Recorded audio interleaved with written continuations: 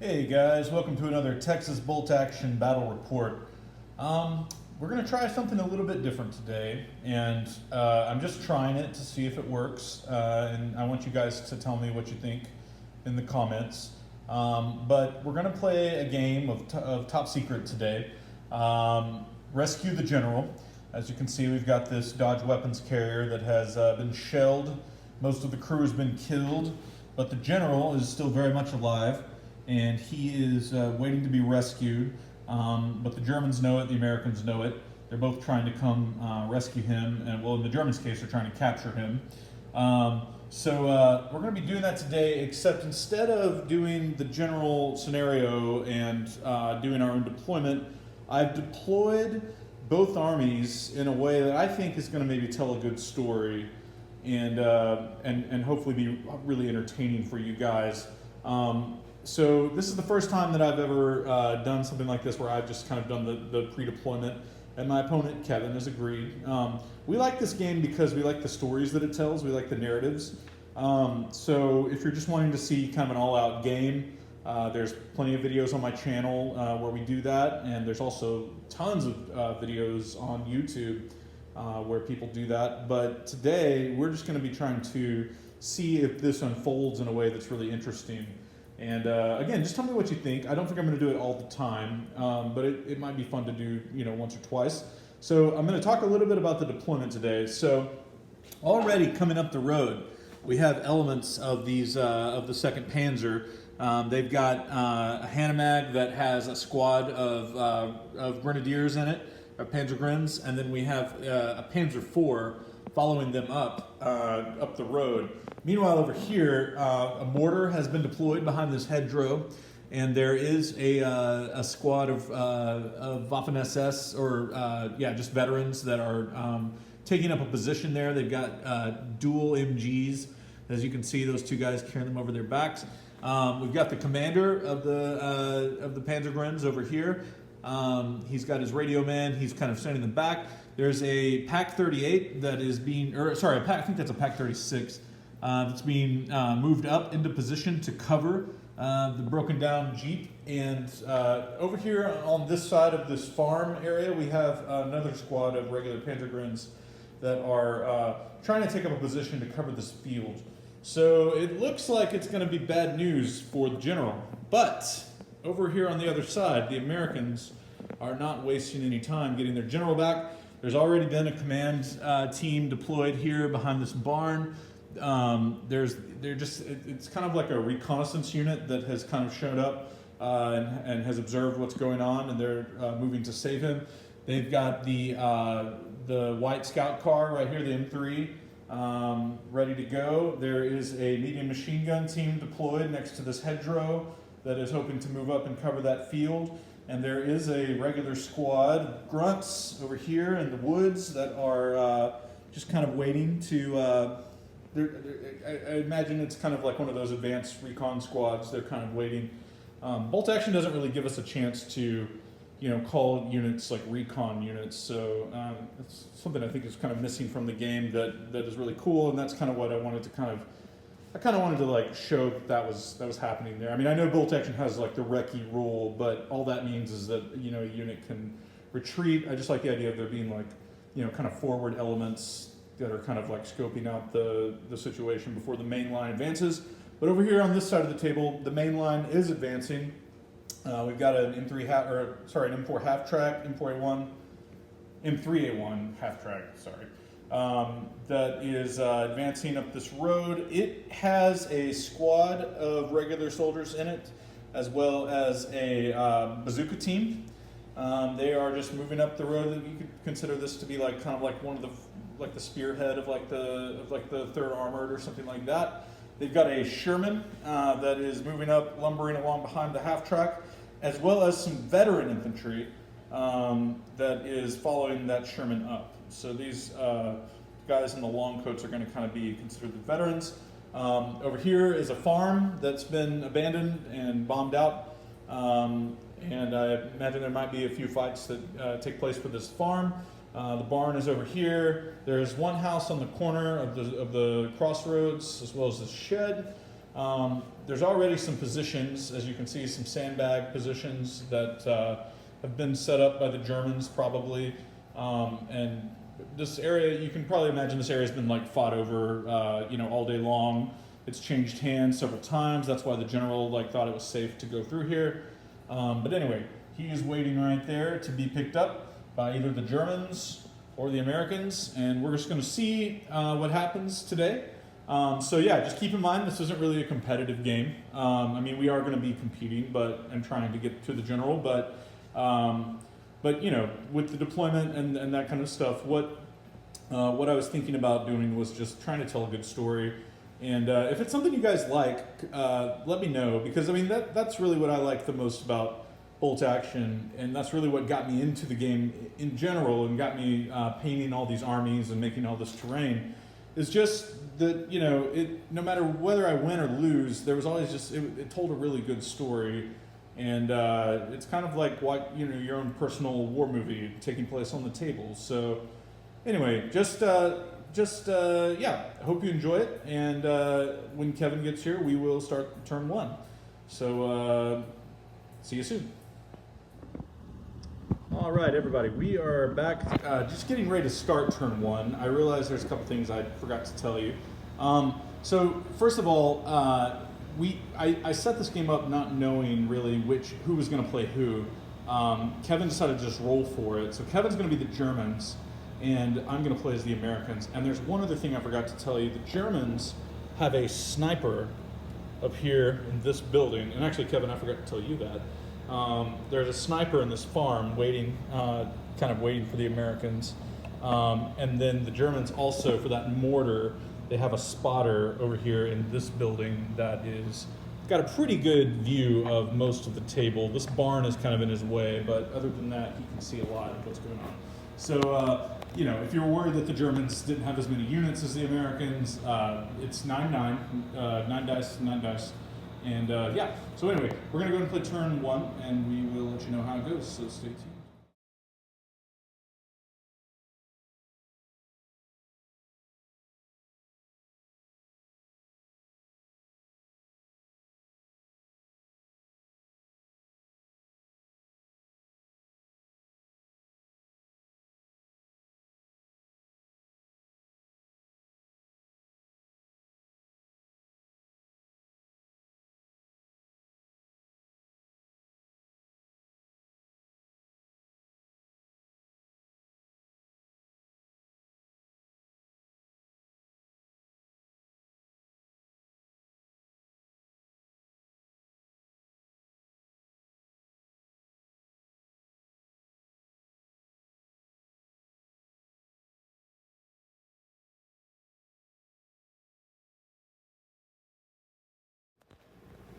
All right, guys, we are back after turn 1 of our experimental top secret game here with predetermined deployment. So as you can see, already a lot of carnage taking place.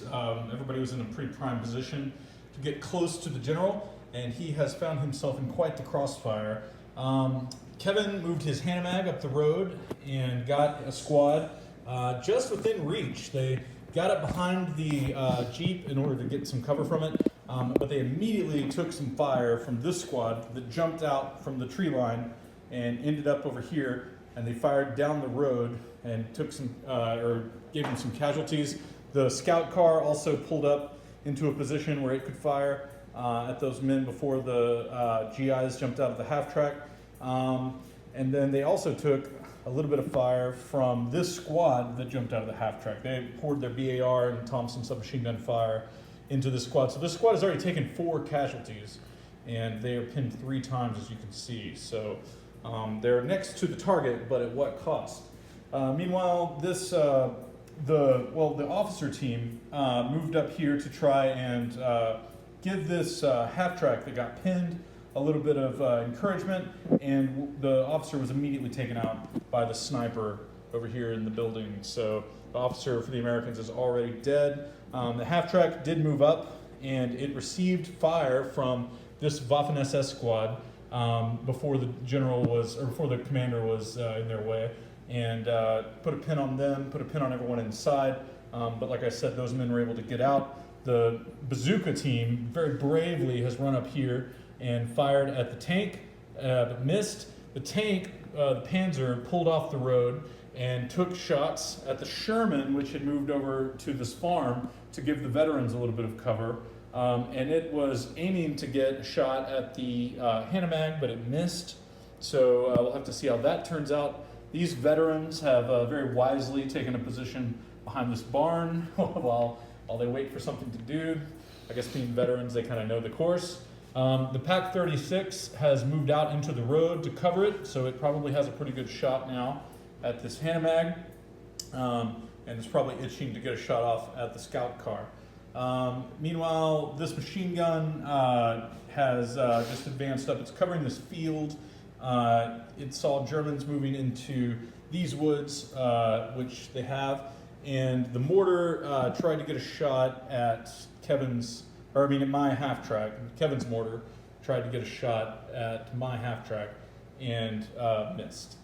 So that is where everything is sitting right now. So the general is still just, he's probably shitting his military pants, but he's gonna have to be patient because there's still more battle to fight.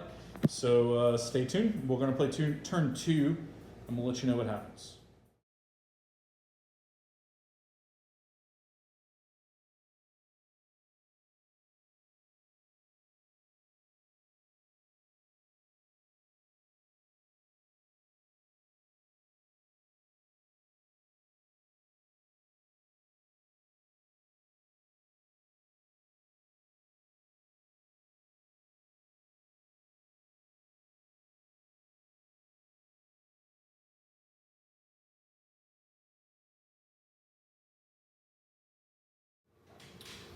All right, you guys, we are back after turn 2, and just already with turn 2, this has just turned into an insanely bloody game. So Kevin did move his squad up to go ahead and take control of the general, and the last man left standing in that squad now has his arm on the general and is going to try to get him off the table next turn, but they took so much fire, they ended up with 5 pins. Instead of the 3 that they had. They took fire from this squad down the road, did a really good job. However, this squad attracted the attention of the AT gun, who didn't have any vehicle targets, so it just fired its HE shell at these guys and ended up getting 3 under its 1-inch, it's like 1-inch perimeter of fire, or AOE, and took out 3 men in that one squad. It received fire in turn and lost a man from the medium machine gun over here. But the medium machine gun took fire from the Panzergrens over here in the woods. So it's been kind of a pretty spirited exchange of fire over here. Meanwhile, Kevin poured everything he could into this squad. The Hanamag's gun fired at them and took out someone. The officer moved up and got in on the action, got behind the hood of the Jeep and started firing at them. And this squad also fired at them when they showed up. However, the officer's 2 teammates, these men right here with the radios and the submachine guns, decided to also get in the action with their Tommy guns. They fired at this squad, this one single man, and they missed. Well, they hit him, they pinned him, but he didn't die. So he's still hanging in there despite his many wounds. The SS squad moved up to try and put some fire on the half track. But they didn't need to for long because even though they pinned the half track, which I guess you can take those pins away, even though they pinned the half track, the mortar got a direct hit on the half track immediately after that. And you can see the crew just spilling out of there. So that's 1 hit for the mortar, 1 dice out of the bag for the Americans. The scout car moved up the road with the AT gun kind of already preoccupied. It decided to move up the road and take shots at this squad right here. Also missing, so or I guess it did pour shot. It did get some hits, but it didn't take the squad out completely. Or I guess that was one of the teams that, or one of the units that fired on the squad and whittled it down. So there's that. The bazooka moved up, took a shot at the tank, missed, or it actually hit the tank, but failed to penetrate. The Sherman also hit the tank and failed to penetrate, and the tank foobarred on its orders test, ended up having to fire at the officer over here, missed the officer, but ended up having to move back as it was unable to pass its orders test. It was panicked. The sniper took the bazooka out shortly after that, so you can see he's dead there. His teammate has fled the field. The American veterans, though, have moved up. They're trying to get into this fight. They're moving along, inching along the side of this tree line. They still have to be careful about the sniper, but they know there's a job to be done over here, so they're moving up to try and take care of that. And hopefully they're going to have the tank support in the coming turn.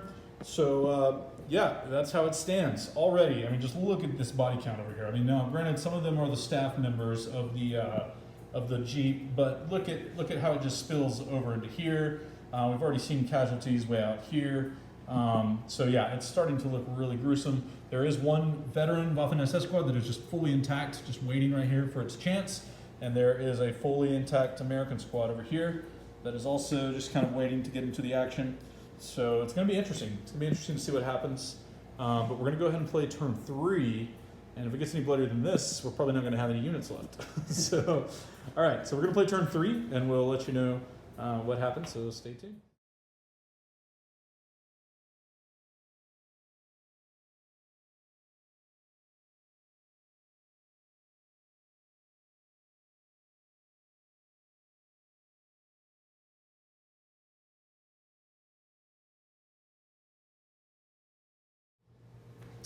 Okay, guys, we are back after turn 3, and I'm having a hard time remembering everything that happened because it was just such chaos over here in the center of the table.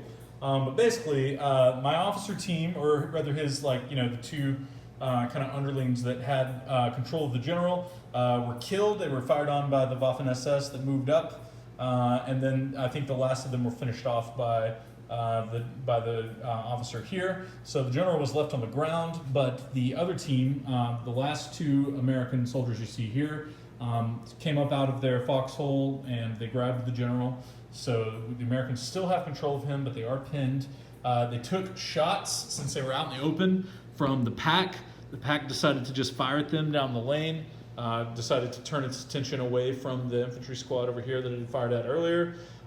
We also saw this Hanomag move up, about face, and fire at the veterans who had also moved up, and I'll talk about them in a minute. But this, the scout car has moved up closer to the Hanomag than it is to any friendly units, and it being an armored car and the Hanomag being an anti-transport means that it has to flee the field. So it is now not in play any longer. We also have the Sherman tank getting a run order and just moving up to support this infantry. The American veterans moved up before the car was in their way, took shots at the Waffen-SS, put pins on them, I think killed one. Same goes for the scout car that also moved up and put some more pins on the Waffen-SS. They also took shots from long range from this squad. It's in a really good position behind these woods. This Panzergrenadier squad is still trying to take out this machine gunner over here. They missed this time since the machine gunner is a small man team, and the machine gunner also is still focusing on the pack, but they also missed this time. The mortar tried to get another hit on the scout car over here since it did so well on the half track, but it failed to hit. And the sniper this time decided it needed to take shots at these men over here, and it also hit one of them, turning them from a squad of 3 into a squad of 2, so they're now a small man team as well. Yeah, it's just getting pretty up close and personal over here. We've got an open top vehicle that's hanging out. Oh, the German tank failed its orders test and had to retreat even further back, so that's back over there in the corner. Do you guys play with the rule that armored vehicles have to retreat if they fail their orders test? Let me know in the comments. I think it's something that I often forget to do. I know that in tournaments that rule stands, so it can be really rough if your vehicle fails an orders test. But yeah, let me know if I have that right or if I'm completely wrong, and I'd like to hear from you. Okay, so that is the end of turn 3. So the Americans have the general right now. So I guess in turn 4, we're going to see if we can get him off the table safely to the other side. So stay tuned, guys. The game deciding move. Right. Okay, guys. So we're back. We're in the middle of turn 4. But there's something we wanted to let you know that happened. I feel like it's kind of pivotal. The SS did assault the team over here that had the officer, and they did win that assault, and they grabbed the officer, and their resolve was 4 inches, and they have now taken the general into the building. They're joined in there by their officer, so we have 2 teams here in the building. And on this turn, my next move is going to be to move the Sherman around to hopefully get a shot at the building with its HE shell. So we'll have to see how that plays out, so stay tuned.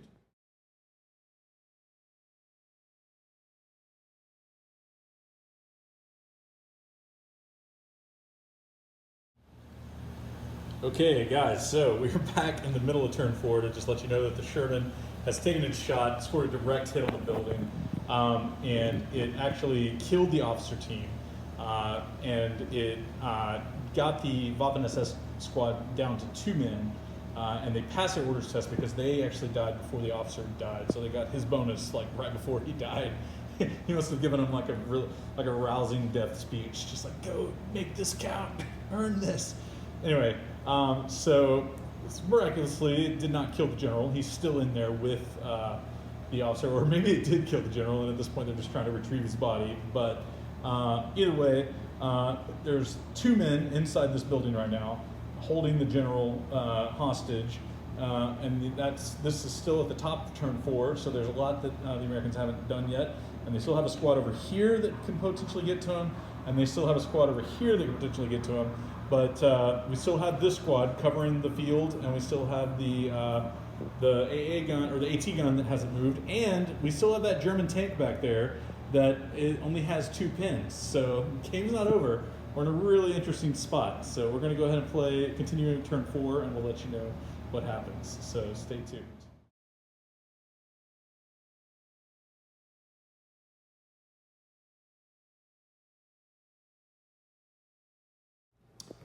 Okay, guys, we are back after turn 4, and just looking at the battlefield here, it's just looking really bad. The Germans still hold the general inside of this building. He's being held in there by a 2-man SS squad. This squad from over here decided to move out and try to come down here to get him. They did pass their orders test. They took a pin, however, from the sniper. So he's over here in the farm. He can see them down there in the road, and he is definitely taking shots to try and keep them from getting to that building, although he didn't kill anybody. And this squad was ordered to open up fire to try and stop them as well. But what did they do? They failed their orders test. And they did receive that pin from the machine gun over here earlier. So the machine gun is doing work, keeping these guys safe, covering them, making sure that they can't get their asses cut out in the open by these guys. Meanwhile, the veterans tried to get out here to help with the situation in the house, but they failed their orders test, so they just decided to stay put. As we know, the tank took a shot at the house. The Panzer IV, what did it do? It failed its orders test. Now it's even further back than where it was when it began, but it's also in perfect range of the Sherman, so if it can get its shit together, it's going to be really bad news for the Sherman. But I'm taking a gamble there. The scout car has moved up to try and eliminate the PAC 38, which was causing some issues for the Sherman earlier. So it fired, but it missed and went down. So anyway, that's kind of where we're at right now. German in the house, American squad getting close. Veteran squad needs to get it together, and that's where we're at. So we're going to go ahead and play turn 5. And we'll let you know how it goes. So it's looking pretty rough, because on this turn, if we don't get the general out of the house, I don't think either team is going to make it off the table in time to call the game a victory. So so either the Germans or the Americans have to get out of the house right now, get the German, and get on their way back to their side of the table. So anyway, we're going to go ahead and play this turn, and we'll let you know what happens. So stay tuned.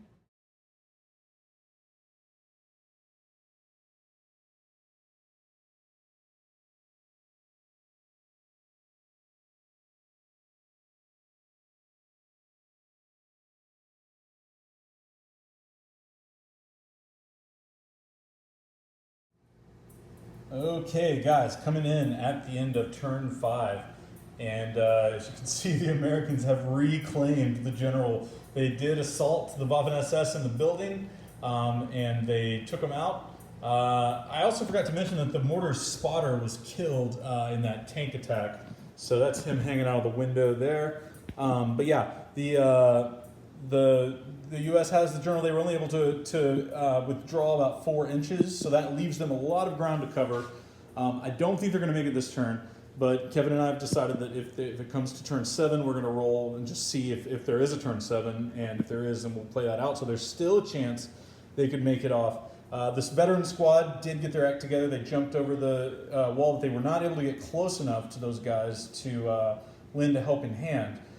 Meanwhile, the M scout car just drove up the road and just annihilated the Pac 36. So that crew is just done. They're decimated. This squad received another pin from the machine gun, and wouldn't you know it, when they tried to fire it back, they failed their orders test, so they're not going anywhere. The mortar relocated and took another shot to try and hit the squad down there with the general, this two-man team at this point. And they missed, but they're going to be hitting on a 5 on the next one. The Sherman just spun around and decided that it needed to get rid of this Panzer, so it fired into the Panzer, hit it, but again did not penetrate with its wimpy 75mm gun. The Panzer did pass its orders test and did try to fire back, but it missed because of its pin, so that crew is still kind of recovering from the jitters. So Kevin is down to 4 dice, including the sniper. And I forgot to mention the sniper did fire at this squad and did get another pin on them, and I think take another man out, right? Yeah, they took fire. So that's why that squad is down to 2 men. But yeah, so anyway, this assault over here was just brutal. It was like roll after roll after roll. I should have filmed it, I'm sorry.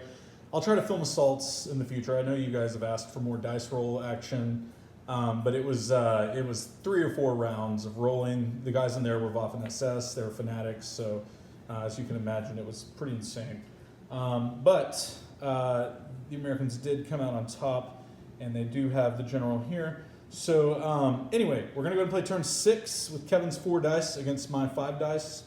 And we'll see if the Americans can get the general off the table. I don't think the Germans are in a position now where they're going to be able to get him off the table, but they might be able to stop me from getting that far back. So it'll come down to probably the sniper and the tank and maybe the mortar. Maybe the mortar can get a good mortar round on top of them. So we'll just have to see. So we're going to play turn 6, and we'll let you know how it goes. So stay tuned. Okay, guys, we are back at the end of turn 6. And as you can see here, the 2-man team, that what's left of that squad that rescued the general from the house, is they took a run. They actually pulled the first dice and they started running back. The veterans joined them. They touched bases to the general, so they now have the general. So if there's a turn 7, they're going to run right off the table edge first chance they get. In the meantime, the scout car is turned around to rejoin them. Sherman tank is still covering the rear, still battling it out with the Panzer. It fired at the Panzer again, did hit it, but was unable to penetrate once again. Or no, you know what? It did penetrate this time, but it just stunned the crew. So the crew is stunned, and the Panzer's sitting there with 4 pins on it. So that poor Panzer. The sniper was unable to see these men through the trees. So, or he was able to see the lead man of this veteran squad, but he was unable to hit. So that's why they're hauling ass off the table. Machine gun still covering the rear, firing at these Germans over here.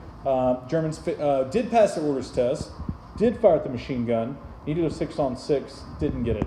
The mortar, we should talk about that. The mortar needed to move up to get a good enough shot at the veterans, or in a place where it could see, and it did not get there. Instead, where it got was right in front of the Sherman, right in front of its machine gun.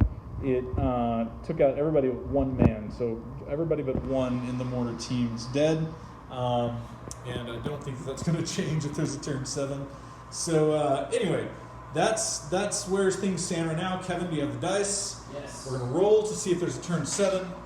The end is just almost inside for the general, just almost there. It's just 1 dice. 1, 2, 3. game ends 4-5-6. We play one more turn. Here it comes. 5. That's turn 7.